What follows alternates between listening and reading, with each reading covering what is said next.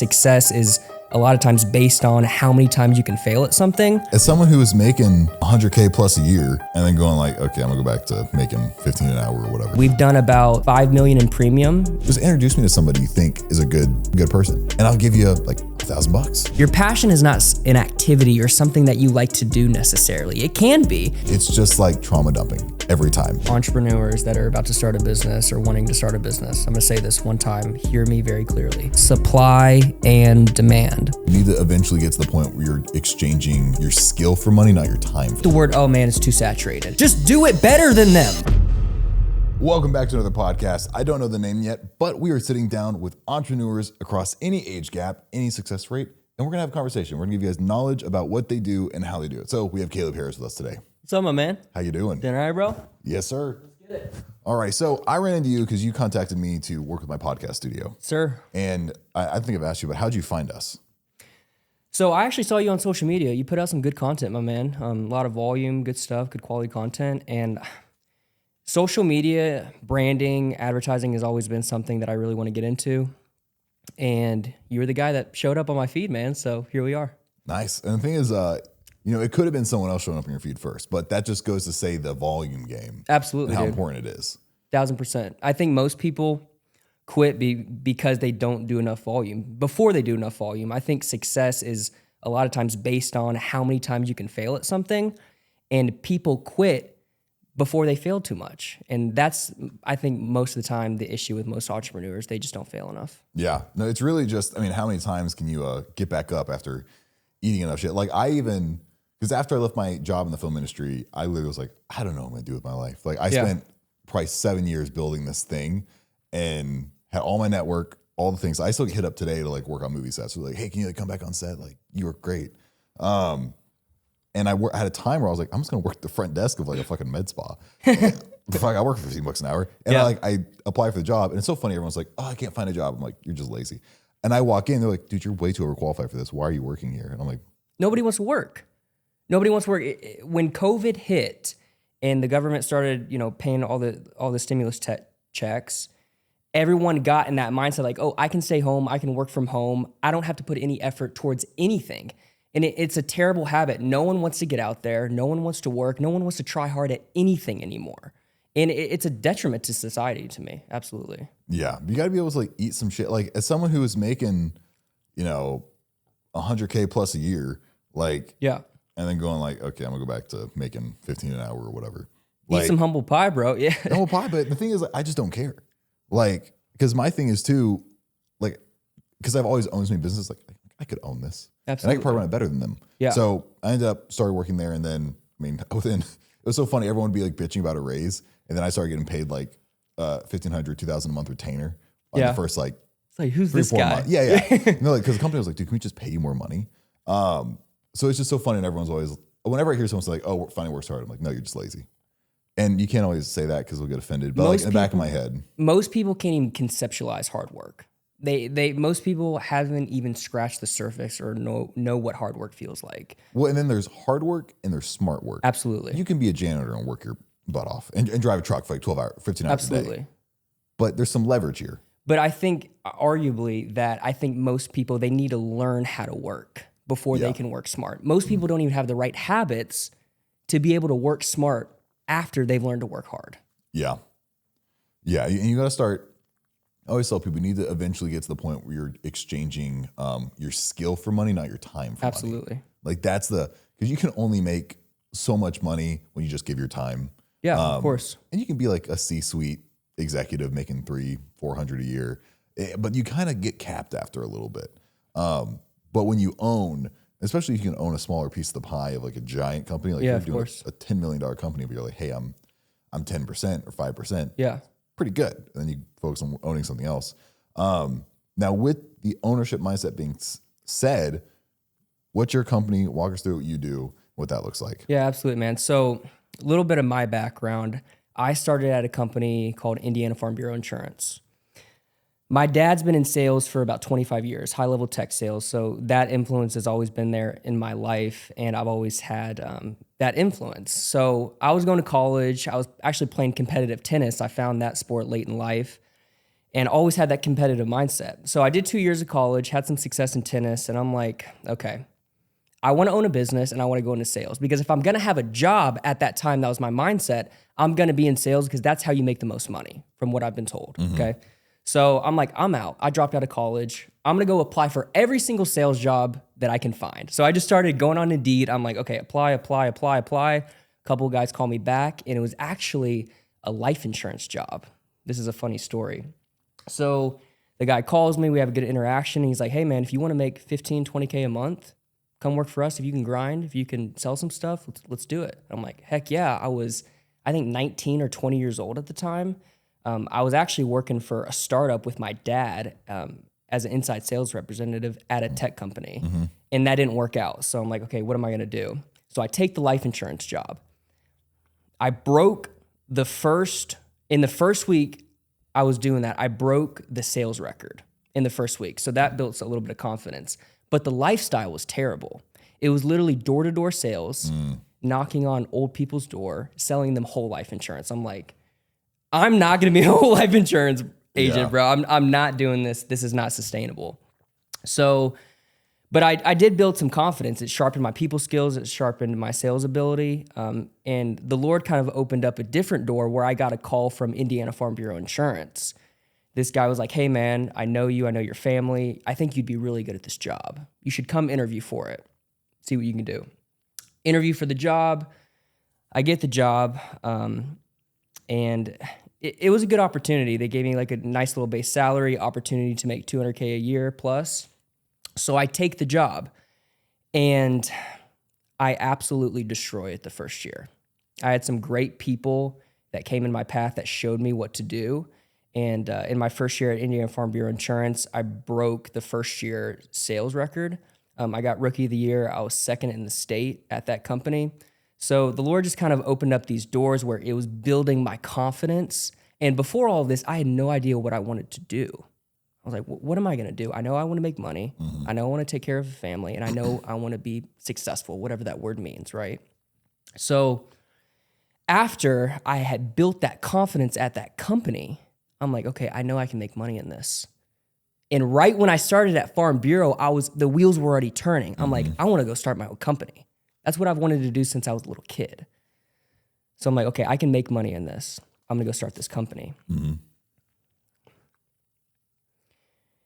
And so after I got the Rookie of the Year award, we started going into that process. And luckily, I was able to bring 2 other people from Farm Bureau, my business partners currently. And one guy was actually the #1 salesperson in the company, and the other guy was like 3 or 4, the absolute studs. So right off the bat, when I started this company, we had a good team. And right now it's called Greenlight Insurance. And we've done about $5 million in premium in the first 5 months in business.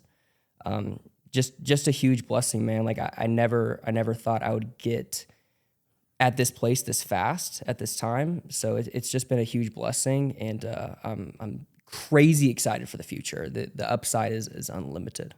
Yeah. So okay, you walk me through non-insurance guy. Yeah. $5 million in premium. What does that mean? Is that like for my insurance I pay $350 a month now, hopefully a little less soon. Yeah. So walk me through what that looks like for you guys, because I'm always curious on like how the business model makes money, because you have a payout, like you got to lose money. But walk me through like that structure. So there's a difference between premium and revenue. So revenue essentially at the end of the day is what you want to look at when it comes to insurance, but premium is really important because so we're a brokerage. Greenlight Insurance is a brokerage. We're the middleman. We partner with carriers like, for example, everyone knows Progressive, Geico, Travelers, Safeco is another one. So we're partnered with those carriers. We connect the client with the product. Obviously, that's what a broker is. So if we sell a policy, for example, and it's $5,000 in premium per year, right? The carrier, we get paid on that $5,000 per year. So we get a certain percentage of that premium. But the cool thing about insurance is, let's say if I make $10,000 in the month of May in commissions from the carriers, if all of those clients stay with me and they renew 6 months or 12 months later, depending on the type of policy, I'll get another $10,000. So you can imagine how that exponentially compounds year after year after year. So like we talked about, the LTV of a client when it comes to insurance is unbelievable because everyone needs it. Yeah. It's unfortunate, like the reality of insurance, I'll be honest, I'm super transparent with people and clients. Everyone hates insurance, bro. But everyone has to have it. But I would argue off of that point is everyone hates it until they have to use it. Yeah. And it is in their favor. So. Yeah. Okay. So I'm paying my monthly thing. That premium would be the whole year. It's like the total of all of that. Yeah, exactly. Okay. So and you need a commission of that total for the year. Exactly. So carriers, like they pretty much, it's a simple mathematical equation. If you, for example's sake, if it's $5,000 per year in premium, we get 15% of that number. Okay. So is that like your guys' $550? Is 15% your guys' commission? It fluctuates. It's anywhere from like 12% all the way to sometimes 25%. Okay, and that'll fluctuate per carrier that you end up Per going carrier, per client. We do home auto business, so across like auto policies, home policies, business policies, it all kind of fluctuates a little bit. with. Nice. Okay, and you guys, so you do business as well. Yeah, So like yeah. business insurance. Yeah, absolutely. Got it. Yeah. Cool. I probably need to rope everything I have into that as well. Yeah, man, we'll try to save you some money. Save some money. Yeah. Now with the insurance game, what made you want to go the brokerage route? That's a great question. So, tailing off the last point I just made when I was telling my story, before I even got into the insurance business, before I even thought about it, funny story. So, me and my family were in Hawaii. My dad was gracious enough. He took us to Hawaii on a little vacation. My family is a big golfing family. Shout out to my little brother Samuel. He plays at Ball State. He's a stud. And we were just we were playing a really cool course in Maui, Hawaii. And we got paired up with this random guy. His name was Tom Riley. And he was the CEO of Assured Partners, this massive insurance company that specializes in acquisition. So they buy a bunch of insurance companies and they make a lot of money.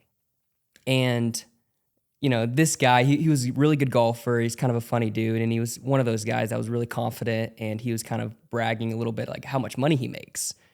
And very nice guy though. And him and my dad were talking and he asked about me when they were about to hit a shot. And he was like, hey man, what's Caleb doing? Seems like a bright guy. And he's like, oh, he's just in school. He actually just dropped out of college. He's trying to figure out what he wants to do. He's like, he should get an insurance. If you want to make money, he's like, if he wants to make money, you need to be insurance. It's insane. So that turned the wheels a little bit. That's how I got into that opportunity. So repeat your question, my bad. You're got good. off. I do the same thing all the time. I got off the train of thought.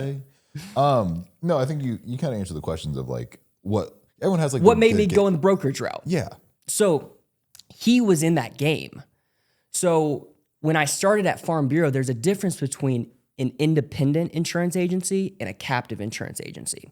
Farm Bureau, State Farm, Allstate, those are all examples of a captive insurance carrier. So they only have one product, one solution, and one price.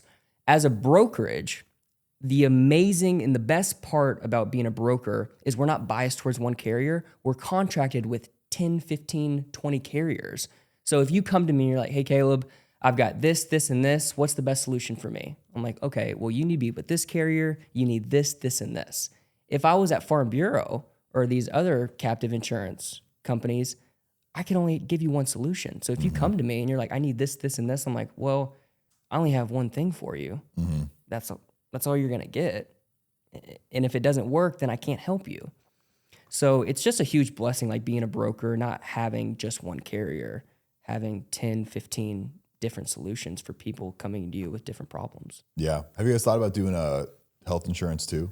1,000%. Life and health insurance is extremely lucrative. I don't know a ton about it, but I have done a little bit of life insurance, but health insurance especially, doing those group health plans, going business to business. Well, that's one thing that I'm in now because like I said, I'm 26, you get off your parents' insurance around then. And I'm like, but the thing is, I'm a really healthy guy and I cash pay for all of my medical expenses. 1,000%. Like if I need an IV drip, if I need blood work, I just cash pay everything. Yeah. It's honestly kind of cheaper. So I'm trying to figure out what's the best health insurance for me because everyone's like, you need it. And I'm like, okay, if I get shot, fine. Okay. So I'd love to talk more about that. So do you know like the general outlines of how health insurance plans work? Honestly, no.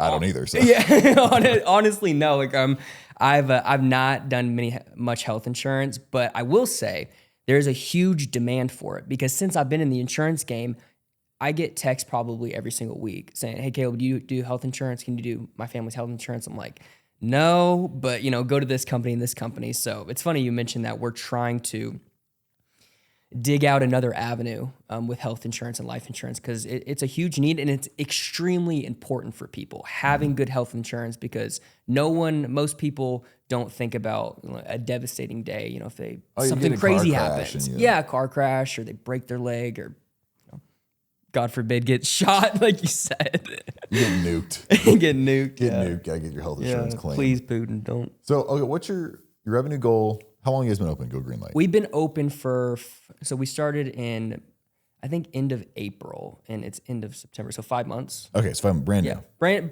new. Brand spanking new. Yeah. And you're at $5 million.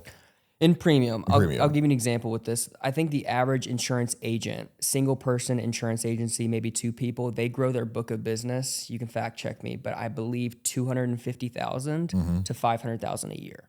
So do the math. We're doing $5 million in 5 months. We're doing like 10 or 15 of what normal insurance agents do. Well, so what's your goal for, let's say, the next year? In the next year, our goal is to hire 20 new agents in the next year. We want to have 20 salespeople. And we want it to, in the next year, probably have done $25 million in premium in the next year. Interesting. I'm always curious about I'm flirting with this idea because everyone is always like, I need sales reps. I need people because you're driving the business. But in my head, it's like, what if I don't use sales reps? What if I just have every single person that I know and I'm friends with become an affiliate? Dude, I love this line of thinking. I love it. You just make everyone an affiliate. Yes. Because I'm starting to do this a lot. Like I managed Grim Story and had I think I had 12 people reach out to me who were like, hey, I have my agency services. If you recommend somebody, I'll give you a payout. I don't care like who you are. You don't even have to sell anything. Just get an appointment set with me. Yeah. And that's where I'm like, maybe this whole sales rep mentality is a little skewed and we just need to start asking more of our friends for, for referrals, but not even that. I was like, hey, just introduce me to somebody you think is a good person. And I'll give you $1,000. Yeah. And they're like, well, that's more I make in a week sometimes. So I absolutely freaking love that. So that kind of stimulated a thought of mine so a little bit of how we're pushing so much volume at Greenlight Insurance is we are taking that strategy and we were implementing it into a lot of mortgage brokers and car dealerships. So one of our models, how we drive so much business, is we market to the masses of mortgage brokers and car dealerships, and we go in there and we're like, hey man, we know that your customers sitting with you, they need insurance before they can purchase the thing that they want from you. So we want to be your main guy. We want to answer the phone. We want to be reliable, and we want to be able to get your customers insurance when they need it on the spot. And we'll pay you a state required referral fee. We'll give you like a $25 gift card. And they're like, heck yeah, man, you're going to help me and you're going to pay me a little bit of money on top of that. 1000%. And the amazing thing is if you actually follow up on your word and you do what you said you were going to do, dude, people will do whatever that you want. I mean, they put so much trust in you if you actually just answer the phone. And I think that business in a nutshell, if you can follow up, if you can be reliable and you can answer your phone and you can do what you say you're going to do, you're going to be successful, man, as you know. No, it's really simple. Like I've got a lot of my business just because I pick up the phone. Like the amount of my competitors who I call and they just don't pick up their damn phone. Oh my gosh, bro. Or they don't text back or they don't say, hey, like on a call right now, I'll give you a call back, or like, bro, here's the thing, like the latency it takes there. And I can say for me, the only time I haven't ever been responsive is when I just don't want to work with a client. We've all been there, man. We're not perfect. We're not perfect. Yeah, because I just want to say like there is that part of it too. Yeah. But if you find yourself as a business owner and you're just not replying to somebody, you probably don't like them and they're probably not a good client for you. Don't text me, please. No, I have this one guy who keeps, I just have this person who calls me and it's just like trauma dumping every time. And and people do that. Like if you ever had a business line that gets a lot of calls, people will call you just a trauma dump. And you have to find a way to like, all right, I'm a sales guy. How do I redirect this conversation? Either get off the phone as soon as possible in a respectful way, because it's hard to be like, hey, can you please stop talking to me right now? I mean, I'm sure you have any fun stories of like times you're like, dude, just please stop talking to me. Dude, that clients, but I think when you become a business owner and you start to have more success, you start making more money, your time shrinks. Yeah. And it's a very interesting trade-off. So when I was 19 or 20 years old, I'll tell you this little story. I had kind of an awakening of, okay, who do I want to be? What do I want to do? And how successful do I want to be? And there was kind of a breaking point where I was like, when I was 17, 18, 19 years old, I'm a Christian. So, I was always brought up in Christianity and doing the right thing.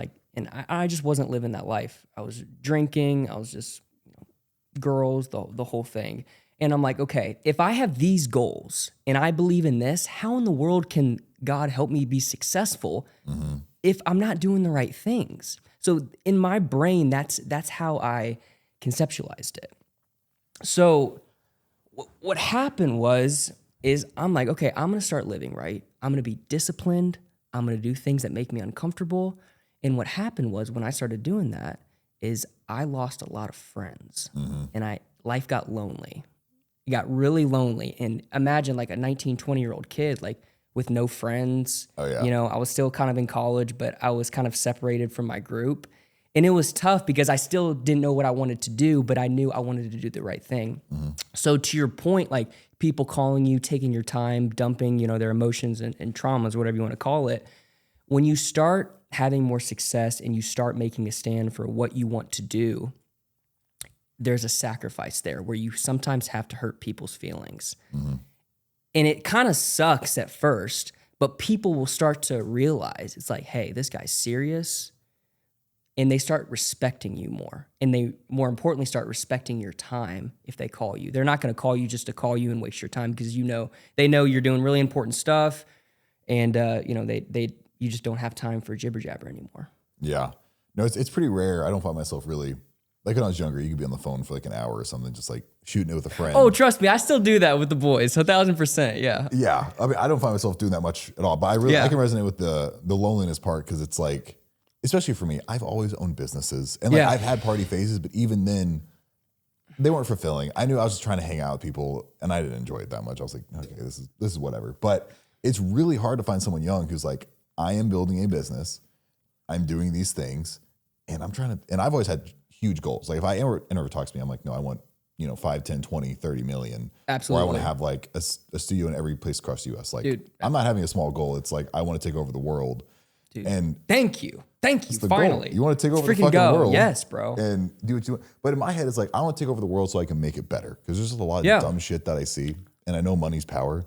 So I'm like, I just want to have money so that I can just do something. Money is an unfortunate product of, it always stands in the way. Whatever your motivations and goals are, you have to conquer money first, most of the time. That is the unfortunate reality that we live in this world. Like people like, okay, I want to do this. My passion is this, and this. And I think people, to that point, I think people make a mistake when they're first starting is trying to follow their passion. Your passion is not an activity or something that you like to do necessarily. It can be, but your passion is something that you suffer for.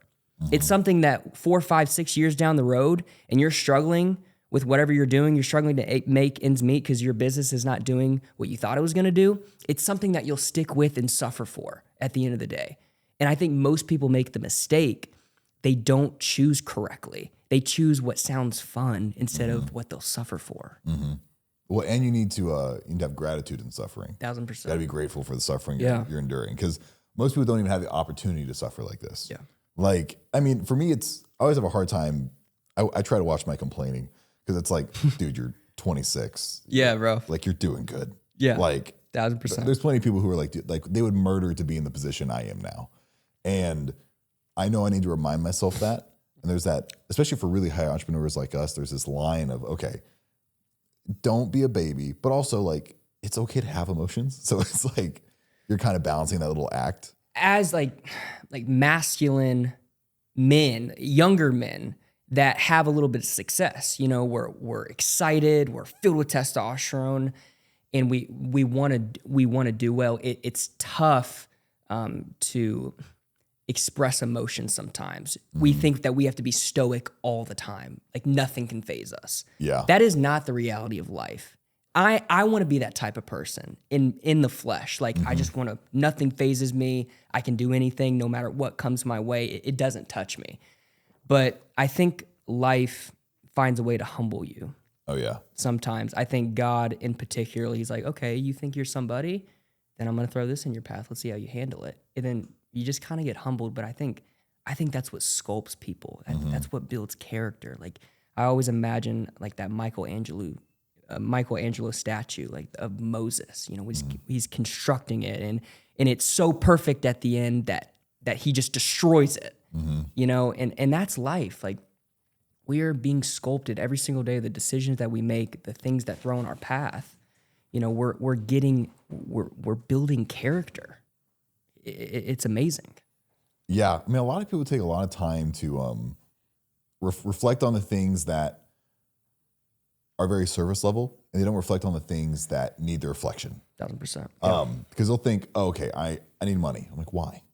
And they don't ask why enough. If you ask why enough, like you always get to the root cause. Yeah, you did this with me when I first came in. He's like, why do you want to do this? Why do you want to do this? And it's like, well, that's a good question. I've never been asked that. Yeah.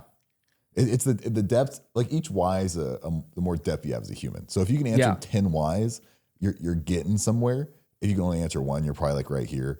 Like, so my coach that I work with, it's not like a coach therapist, awesome guy. Like he's really helped propel me as like a person and a man, everything of that nature. But he does a lot of things. I was like, when I work with you, I want you to call me out on my bullshit. Like, I want you to be as like, fuck, like I'm paying you to be mean to me, please. No one's transparent.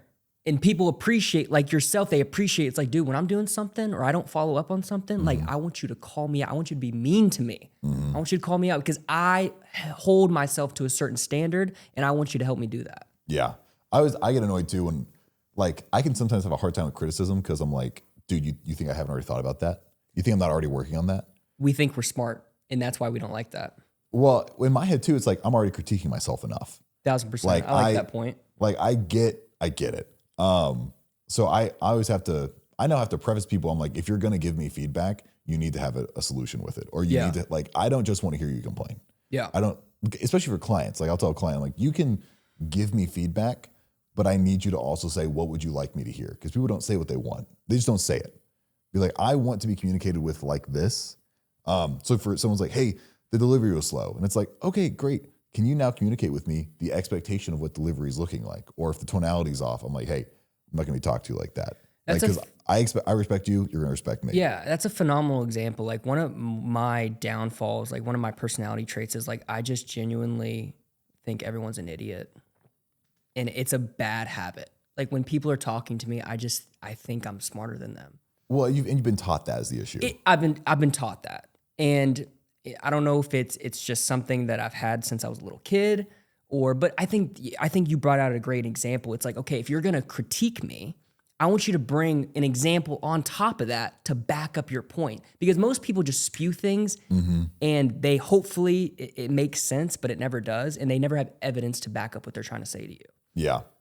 Yeah, you need to be very clear. One thing that and the thing is, business and relationships and business and family, business and all this stuff is the same thing, really. Yeah. Like, when you learn to communicate in business, when you learn to communicate with other people, like, it's going to make you a better person all around. Like, one thing my coach says that he likes to coach the whole person, not just if he's a business coach, like, I'm not just coaching the business. I'm coaching the person running the business. Amazing. Yeah. Because that's how we really scale this thing.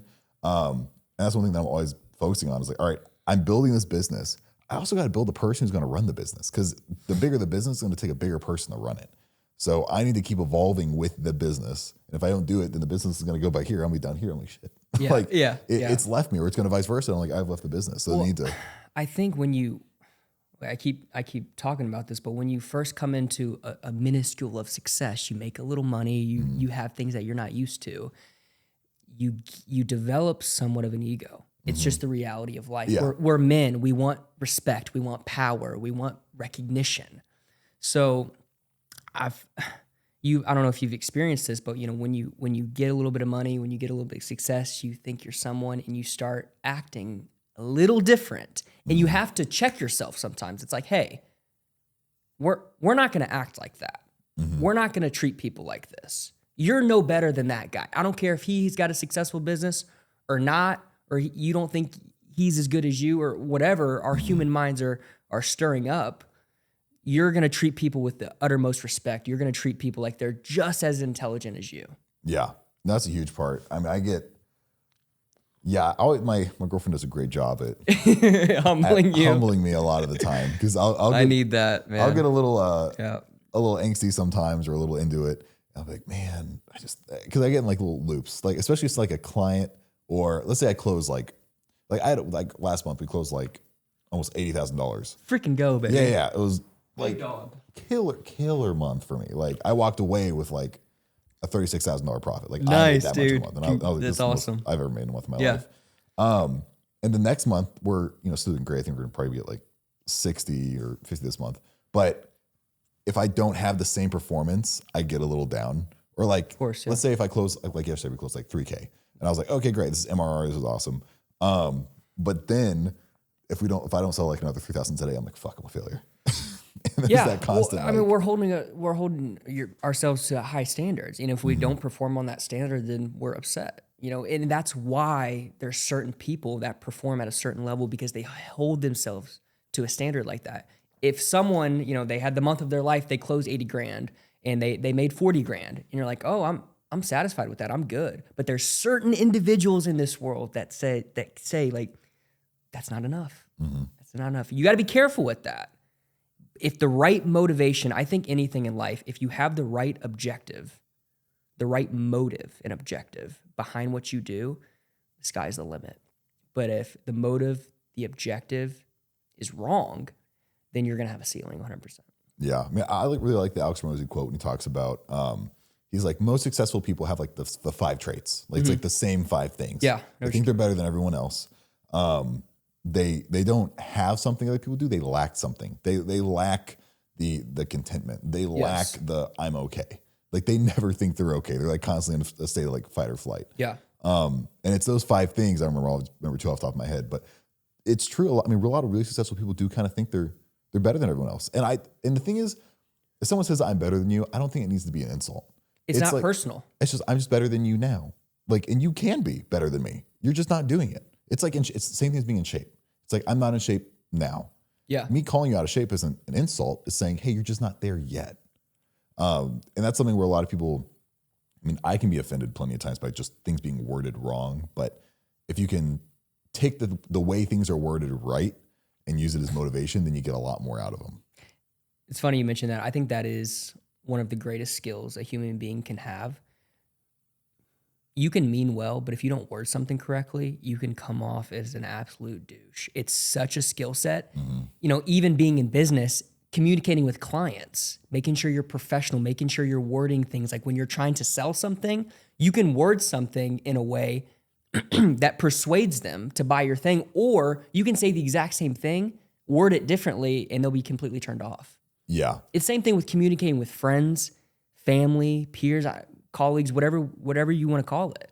You've got to learn how to communicate in effective and friendly way. It's just being friendly, I think. Yeah. Well, one thing that I've gotten really, really good at sales, and I almost have like this back of my mind issue where it's like, I wonder if like people like me or I'm good at this thing because I'm so good at sales. Yeah. Like I've now like tricked people, not tricked, but like convinced people. Persuasion. Because I am super persuasive. Yeah. Like. Yeah, 1,000%. Yeah. I can persuade. So that's where I'm like, man, I gotta like check myself. Like, am I just trying to persuade someone right now? Like, am I just trying to sell? Like, do I need to like take a step back? Life is sales, man. Life is all sales. Yeah, it really is. 1,000%. I think. Yeah, one of the favorite things is I was coaching the new podcast studio manager on this yesterday. We had the company Cornbread Hemp sign on with us. Who is it? Cornbread Hemp. They're the THC seltzers. Cool. They're pretty big. But she was like, I'm just going to send them a link to our checkout page. I was like, don't do that. And she was like, why? I was like, I send the link when I don't care about the client. Like, if I don't really want to have a conversation with you because I don't think we're going to go anywhere, I just send you a link. Something you do yourself. Yeah. The first thing you want to do is someone's trying to make a decision is you don't want to say, you want to give them A or B. You're like, do you want chocolate or do you want vanilla? Do you want this or that? And you just keep asking. And they're going to keep saying yes or no to like the thing. They're not going to say no to an objection. They're just picking an option. Exactly. Don't give them a reason to say no. Just be like, hey, just assume. My dad always joked with me when I was a little kid. Like I always did the assumptive close. Always. I always just assumed like, Dad, you're gonna say yes. You know, like, Yeah. and the assumptive close is amazing because you're just like, hey, you're gonna do this.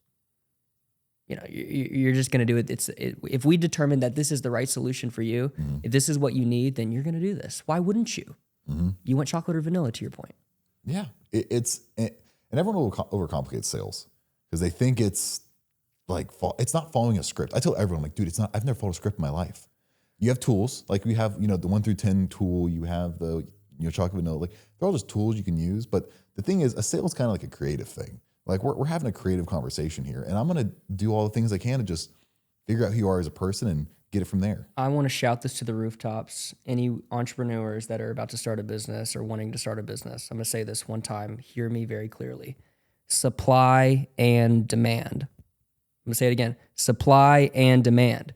Get in a business where there's a lot of demand and you have the supply. Like that is business. Like that is what we do. Everyone needs insurance and we want to be the best at it. So if we have the supply, they're the demand. It's just connecting dots to me. I think business, you can argue sales as well. It's just connecting dots, critical thinking, problem solving. That is business, supply and demand. Yeah, no, because I started my, like when I started my lighting company in the film industry, there was one person in town. And I was like, wait. What company was it? It's called Eclipse Lighting and Grip. It's still around. Sick. But when I started that, there was one other person in town. I worked for him. And I was like, hey, can I go in on you with this? Because I could blow this up. Yeah. One thing I've always done great is I can generate revenue. Like if there's a market that doesn't have a business, I'm like, I will make the market want the thing. Yeah. Because I can just make it exciting. Yeah. Even if you don't want it, I'm gonna make you want this. Because I'm gonna convince you that you actually need it. 1,000%. You probably do. And I'm never gonna sell anything someone doesn't need. Of course. But I'm like, because I get so passionate about what I believe, I'm like, no, this is great. It works for me, and I know it works. So I'm gonna give it to you because I want you to experience that it works too. It's like when you go to a really pretty place and now you want to tell everyone about it. That's how I feel with business. Like I have this really cool thing and I love how it looks. I like what it does, how I feel. And I just want everyone else to experience that too. But with the lighting business, there was one company in town. That is it. Yeah. Actually, I think in the state in Kentucky. And I was like, oh, okay. And you're like, how many movies get brought here? It's like 50 films and they'll have how much budget? Like $5 million a piece? Okay, cool. And I was landing jobs left and right that were like $50,000, $60,000, $70,000 jobs. Sick. For a month. That's it. Like I'd make that in a month. Now, of course, there's a lot of equipment rentals and all that stuff with how the business works. It's hard to go into a business where it's very physical based. Service based is so much easier. 1,000%. Yeah. Yeah, because it was all not having supply chain products, et cetera. Yeah, and like I said, when COVID happened and the cost of metals went up, my cost was destroyed. It was like a stand went from $300 to like $600, and I was like, no one's paying $600 for a stand, bro. I'm like, man, this is crazy. But that was a supply and demand. You see a market, just look at your competitors. If there's like 1 or 2 competitors in your market, you could be the third one because they're not doing that much. Like, especially just marketing. Oh my gosh, if you were in a market and no one had like a solid Instagram account and you just had a business who had an Instagram account, you'd blow up. I think the sheer statement of it's saturated is so ridiculous because everyone is so mediocre at things. It's crazy. I hate the word, oh man, it's too saturated. Just do it better than them. It's that simple. You can, if you put your mind to it and you are fully committed with this business and you're like, I'm just going to do it better than everyone. Trust me, the waters are going to look a lot less saturated if you stand out amongst your competition. Yeah. You just got to do it better. You got to be more creative. You got to work harder. You got to work smarter. It's easy to win if you just outlast people and you stand out. Yeah. And the funny thing is, a lot of people think, I love the story of when Ford was like making their new car and Henry Ford would walk by the chip supply line and see like them creating the car. And he'd be like, I'm so fucking tired of seeing this car. If I see it again, we're just going to cut the whole thing. And they were like, dude, we haven't even launched the car yet. Like this hasn't even happened. Yeah. But since you're a business owner, you make the content, you're around it. You're like, God, I'm so tired of just telling people about my product. Dude, now people don't know that I exist. It's crazy. So the people don't know I'm here. Like, and if everyone in Kentucky knew, I'd be a millionaire already. It's simple as that. As simple as that. I think Hermosi touches on this a ton. It's like, if you're just starting a business and you're having trouble making sales, you need to remind people what you do every single day. It's not that they don't want to buy your stuff. It's just they don't know you exist, to your point. You have to keep reminding them every single day. That's why social media is so big right now. It's online billboards, and you can reach 1 million people in a day if you propose your content correctly. I think businesses, they just have trouble with that. They work on the things that they shouldn't be working on. Your number one priority when you start a business, you would agree on this, is just reminding people what you have, what you do, and why you do it. Yep, exactly. Every single day. And getting revenue as soon as possible. Making money. That's what we're talking about. Like, if you don't have cash flow, your business will die. Yep. Cash flow is oxygen. You've got to make money first and then worry about the fancy stuff later. Make money first. Yeah.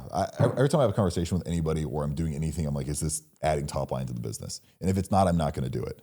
And I have people who, they'll point back and like, we got to get deliverables, like da-da-da. And they're so like systems based, which is good. You need those people. Yeah. But I'm so like, the engine needs to move.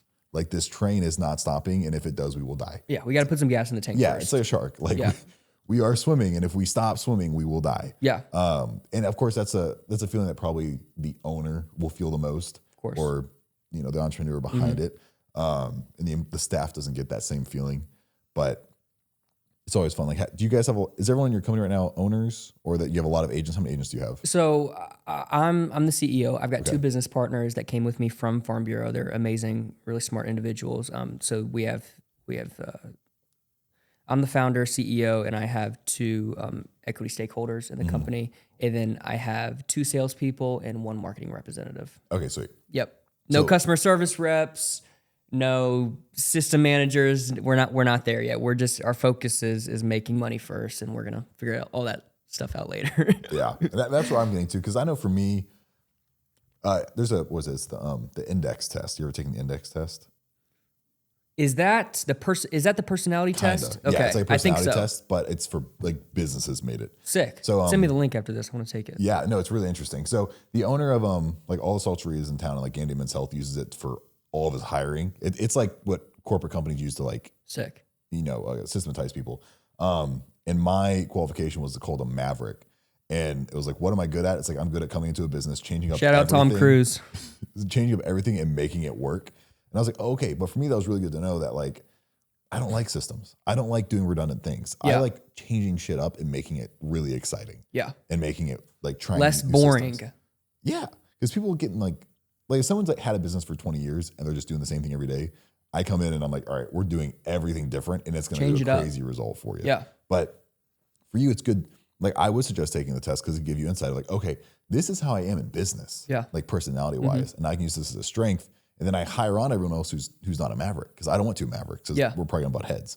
I want like someone else who's maybe an individualist or a campaigner or like these other personality types. And that's how you get a more complete team. 1000%. I mean, it'd probably be extremely beneficial to do it with my current team right now, just to make sure, like, okay, where's everyone at? Like, what kind of personalities does everyone have, so we can better understand, like, okay, you're this way, I'm this way, you're this way. All right, let's come together and let's figure out a perfect formula so we can just go blow this up. Yeah. I love that, man. I think, man, for me, it's way harder managing a team or having a team than it is selling or delivering any day. People are the hardest part. Business and people, just the sheer ability to merge personalities together, to be able to work with other people. That is 1000%, without a doubt, without question, the hardest part about a business. Hiring the right people and making sure everyone gets along. In making sure that everyone is aligned with the vision. And that is the owner, the founder, the CEO's job, is to make sure the vision is there and everyone is on the same path to get there. If you have that, man, and everyone wants to get to the same destination as you, it's wraps. That is when things really, really change. Yeah, absolutely. Well, all right, everybody, to wrap up now, let everyone know how to find you and how they can work with you. Yeah. So letsgogreenlight.com is our company website. You can find me on Instagram, Caleb Harris. I think it's CCCALEB, HARRIS. Follow me on Instagram and reach out to me if you need anything. Appreciate you guys. Thanks for being on. You're the man, bro.